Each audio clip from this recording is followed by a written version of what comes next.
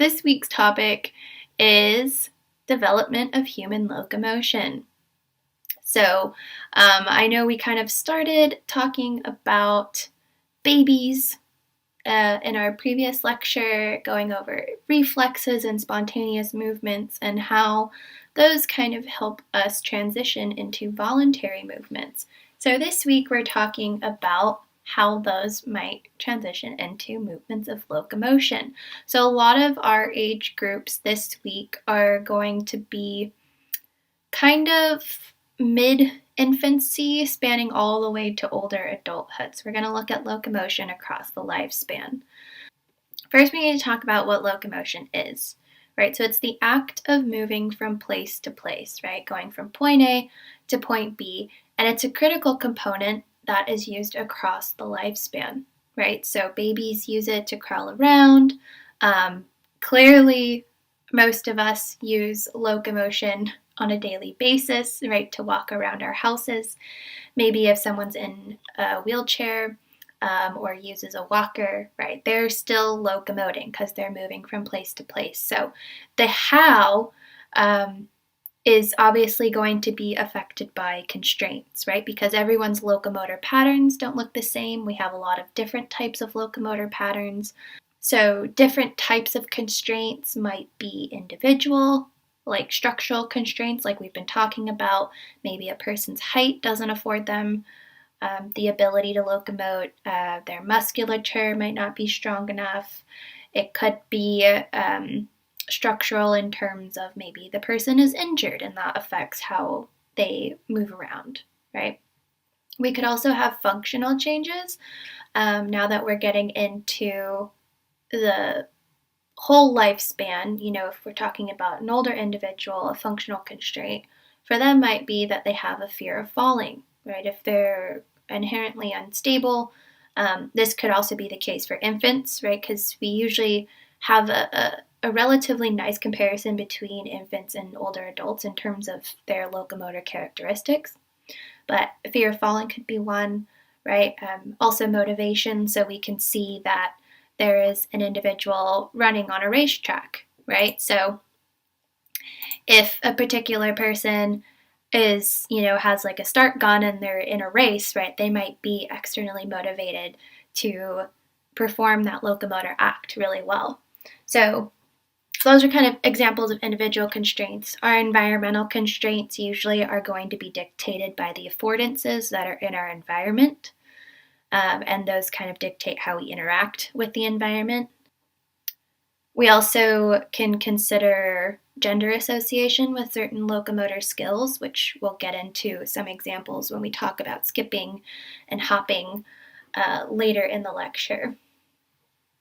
But first, let's talk about the first voluntary locomotor efforts, which we identify as creeping and crawling.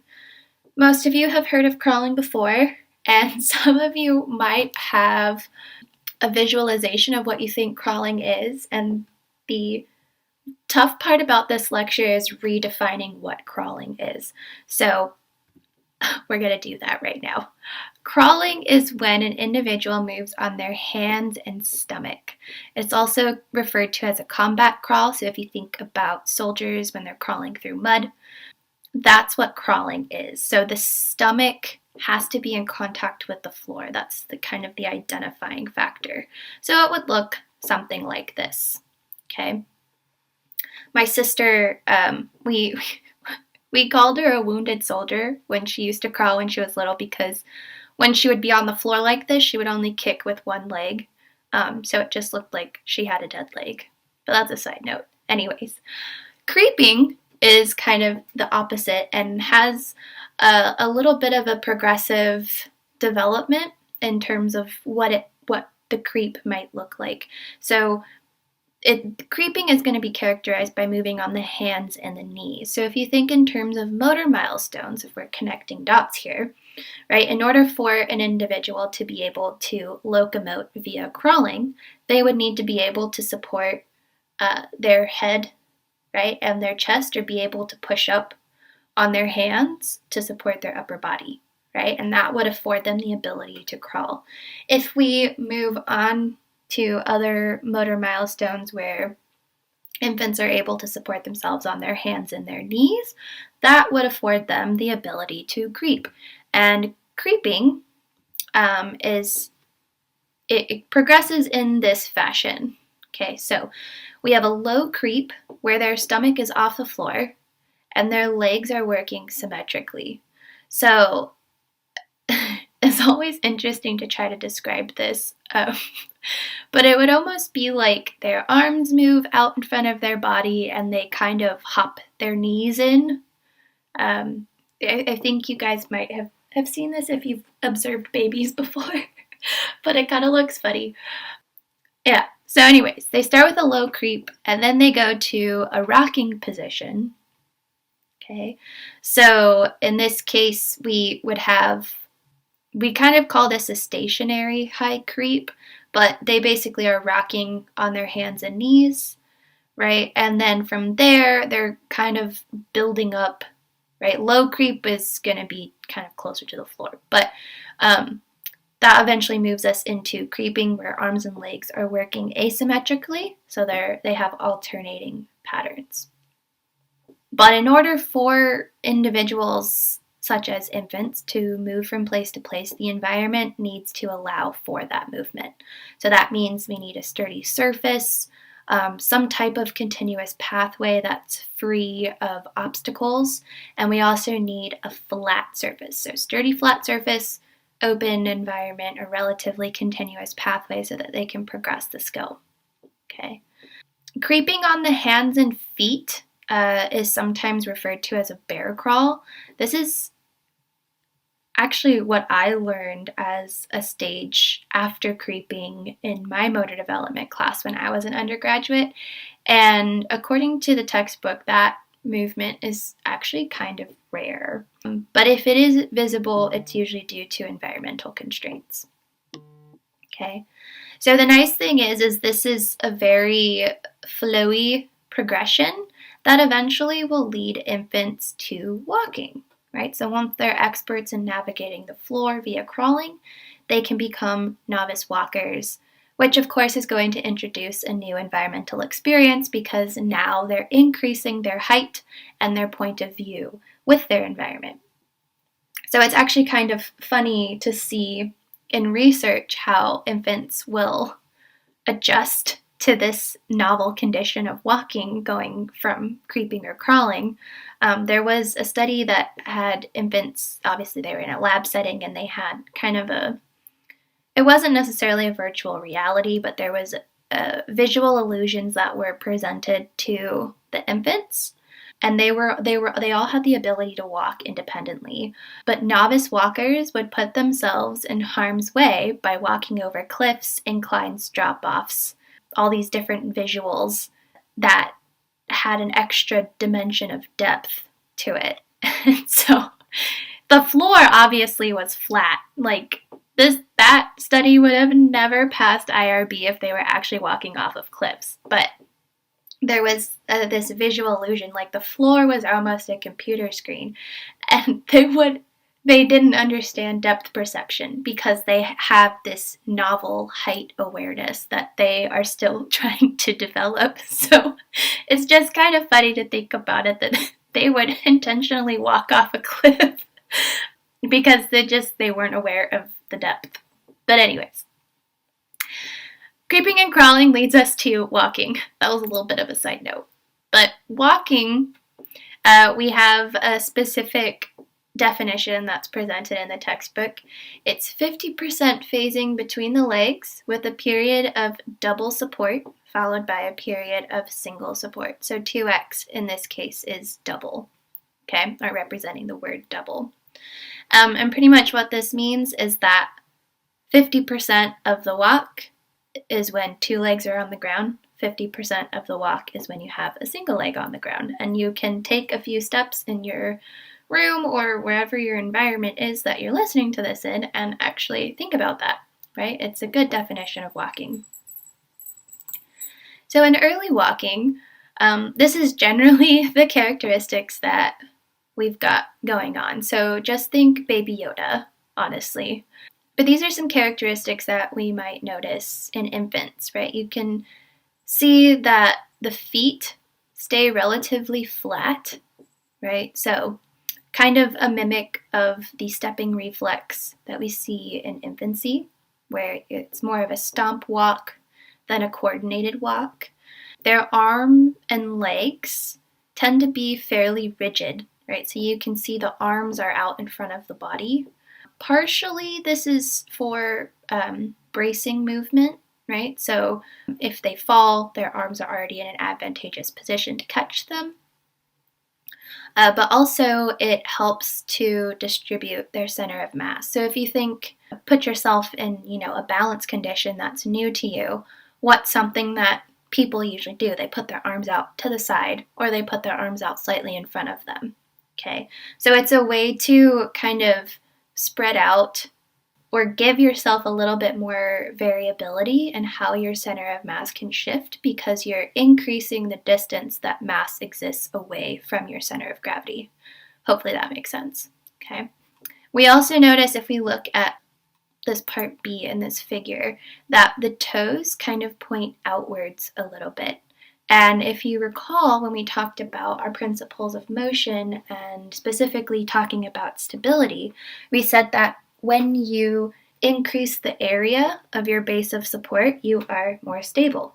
So this out-toeing and having the feet wider apart is going to accomplish a wider base of support so that the infant is more stable.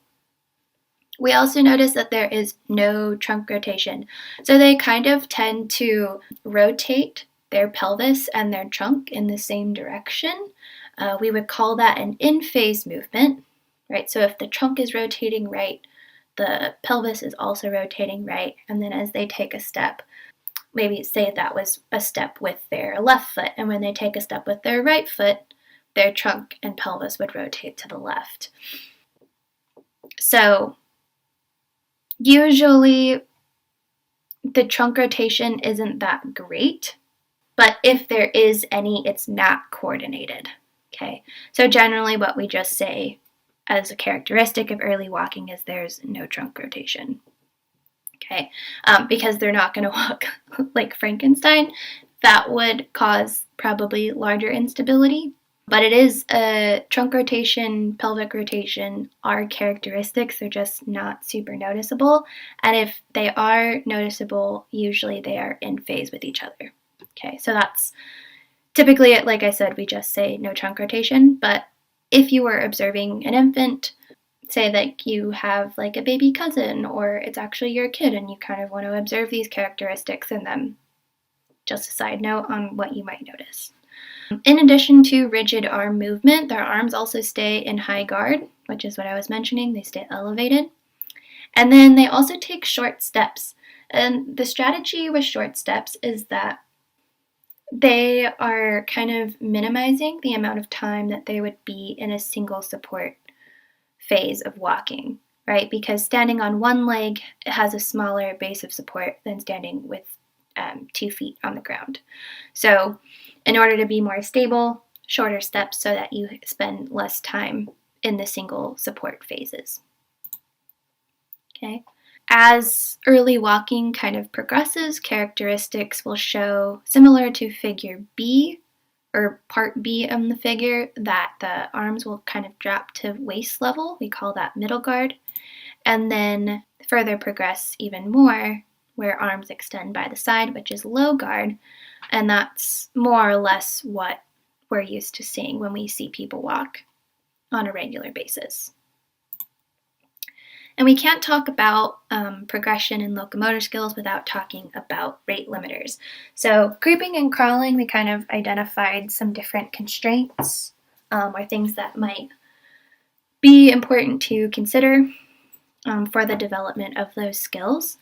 Similarly, in early walking, in order for a person to be able to successfully walk, they need to be able to move and support their body weight, right? So if they cannot do that, then they can't accomplish this walking skill, right? So usually when we have our milestones, right, we see that supported walking occurs before independent walking, and that's a way of practicing being able to support the body weight.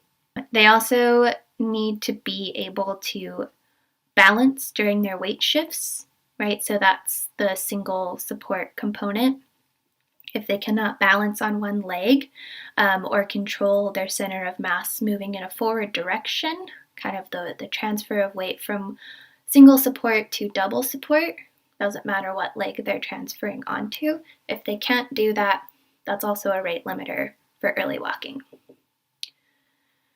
So let's say that we have progressed enough to be proficient walkers, right? And I want to kind of bring back this idea of the stability-mobility trade-off, because when we looked at the previous slide, everything's very rigid.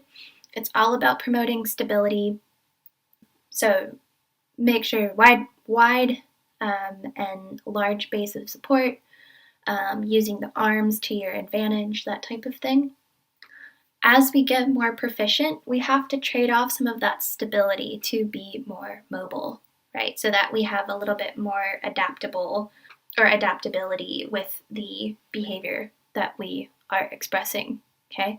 So this means that we're going to gradually reduce the base of support, right? Giving ourselves the ability to be more mobile while sacrificing stability. They're going to have a longer stride length, right? So typically people who walk don't take little baby steps. They're also going to develop a heel to toe stepping pattern that you guys probably express, right? So no stomp walking anymore.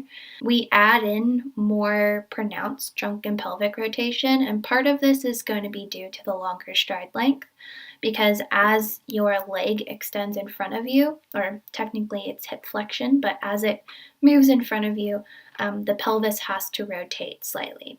Okay, and this is the part I was telling you guys might occur in babies. Depending on their step length, their trunk and pelvis might also rotate, although it's not as noticeable as if you were looking at a proficient walker, right? But eventually, as the walking pattern goes, I had mentioned before that early walking might have in-phase trunk and pelvic movement, meaning that they're rotating in the same direction. As you get more proficient walkers, their trunk and pelvic rotations will be anti-phase or in opposite directions. So example would be as the right leg moves forward, the pelvis might rotate to the left, but the trunk will rotate to the right to kind of maintain this upright and forward-facing posture. Okay, they're also going to start to produce coordinated oppositional and alternating movements in the arms and legs. Okay, again, that's kind of a strategy that is, well, alternating legs makes sense if you're walking, but alternating movements of the arms is more or less a way for us to maintain our center of mass, or to stabilize our center of mass while still being mobile. Proficient walkers might also show this double knee lock characteristic, and that's basically the knee extends fully at the heel strike. It'll flex slightly as they pass through their single support stance phase, and then it extends fully for the propulsive phase. So 2 knee locks or 2 extension points of the leg that's in the stance phase of gait. So we have some visual examples. I think I have to take my laser pointer off.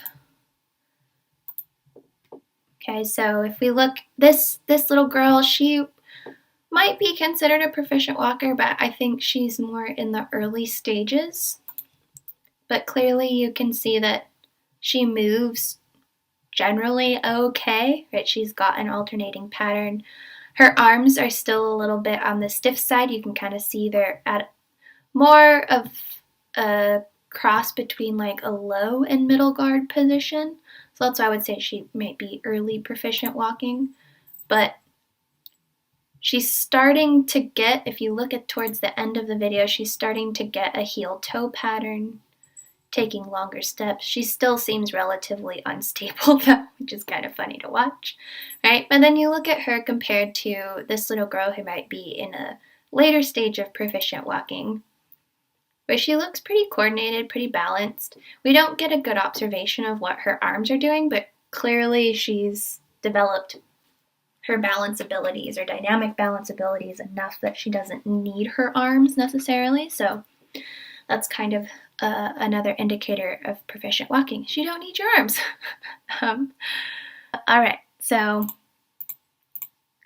let's see. Developmental changes, pretty much once proficient walkers are identified in childhood, all of the essential components of those proficient characteristics that I just mentioned on the previous slide should be quite advanced and present by about 4 years of age.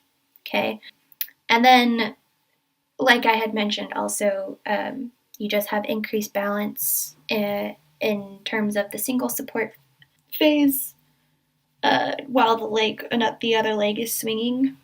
Right? They also have increased velocity, or at least ability to change their walking velocity. So walking faster versus walking slower, just overall better control of where their center of mass is, right? And so any changes that appear in early childhood are going to be more along the individual side. They might not be super pronounced. You won't see as large of a progression as you did in infancy. And then in adolescence, as limb length increases, right, we're going to get an increase in stride length.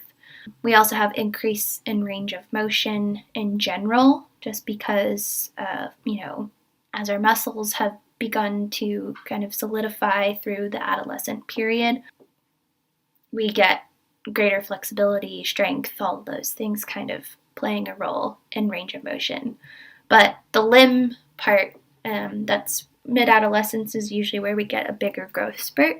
So that's going to really contribute to stride length and developing further a person's ability to balance in the single leg stance part. But like I said, similar to early childhood, you're going to generally have very subtle movement pattern improvements.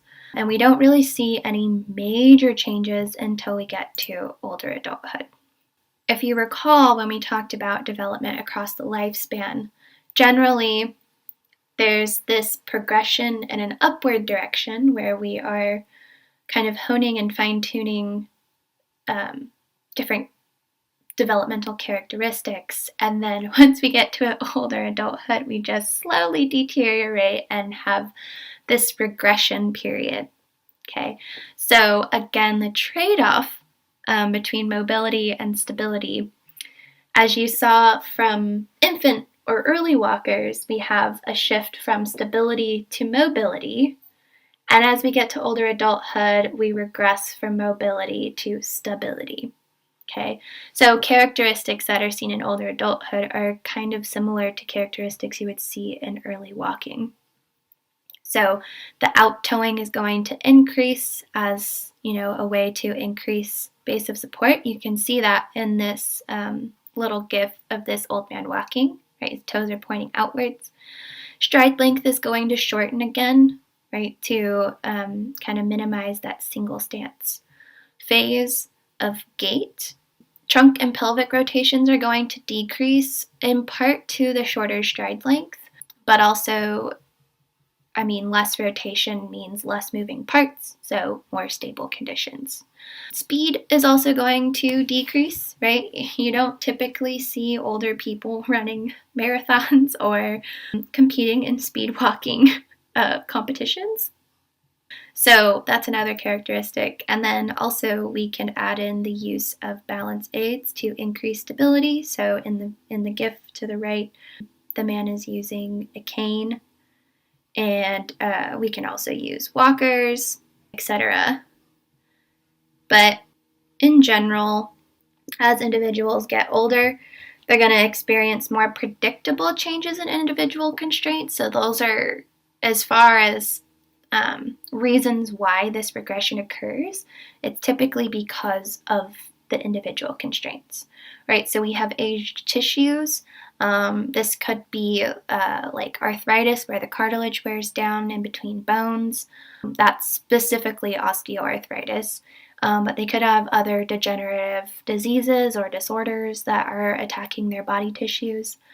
They could have muscular atrophy from decreased physical activity. And that decrease in physical activity could be due to illness, it could be due to pain as a result of aging tissues, it could be due to injuries or old injuries resurfacing. But they also could have other types of disorders like movement disorders or neurological disorders, like Parkinson's disease, which attacks the basal ganglia in the brain.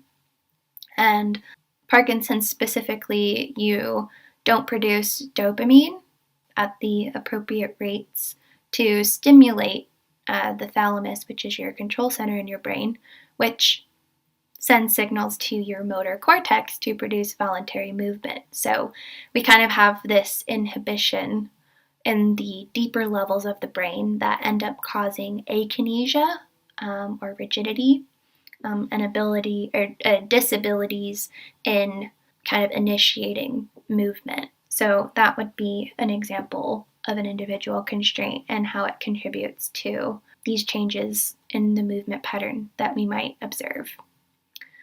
Oh, I forgot to click. Those are rate limiters. So anything I just mentioned, all those individual constraints are considered rate limiters. Okay, so that's walking. Pretty cool.